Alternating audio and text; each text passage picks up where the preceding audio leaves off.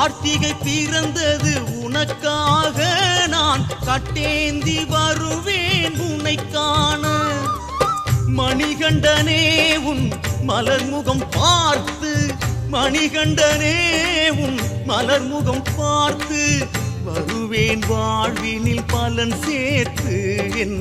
இருமுடி பாரம் இறக்கி வைத்து கார்த்திகை பிறந்தது உனக்காக நான் கட்டேந்தி வருவேன் உன்னை காண